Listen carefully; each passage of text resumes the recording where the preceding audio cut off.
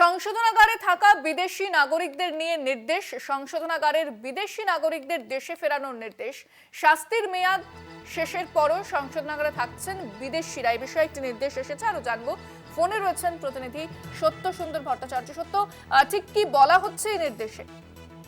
দেখো, রাজ্যের সংশোধনাগারগুলিতে ভিনদেশি যে সমস্ত নাগরিকরা রয়েছেন, যারা সাজাপ্রাপ্ত ছিলেন কিন্তু তাদের সাজার মেয়াদ শেষ হয়ে গিয়েছে, তাদের কিন্তু দেশে ফেরানোর নির্দেশ ইতিমধ্যেই দেওয়া হয়েছে কেন্দ্রীয় স্বরাষ্ট্র মন্ত্রকের তরফে।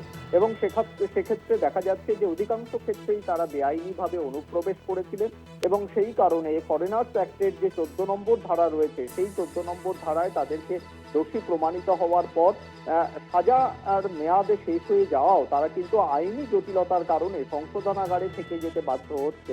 ফলে শাস্তির মেয়াদে শেষ হয়ে যাওয়ার পরেও এই যে সমস্ত এই ভিনদেশি নাগরিক, যাদের মধ্যে বেশিরভাগই কিন্তু বাংলাদেশি নাগরিক রয়েছেন, এর মধ্যে এই বাংলাদেশি বন্দীদের সংখ্যা সবচেয়ে বেশি রয়েছে। ফলে এই আইনি যে জটিলতা, সেই জটিলতা কাটিয়ে তাদের যাতে দ্রুত দেশে ফেরানোর প্রক্রিয়া কার্যকর করা হয়, সেই নির্দেশই কিন্তু দেওয়া হয়েছে কেন্দ্রীয় স্বরাষ্ট্র মন্ত্রকের তরফে। তার কারণ দেখা যাচ্ছে যে ইতিমধ্যেই এই সংশোধনাগারে যে বন্দীদের সংখ্যা, সেই সংখ্যা কিন্তু যথেষ্টই বেড়ে গিয়েছে।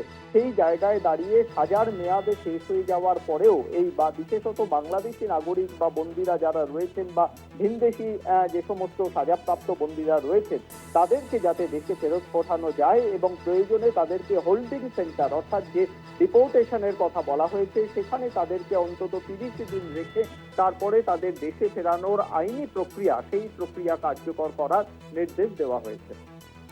ধন্যবাদ সত্য। কথা বললাম প্রতিনিধি সত্য সুন্দর ভট্টাচার্যের সঙ্গে।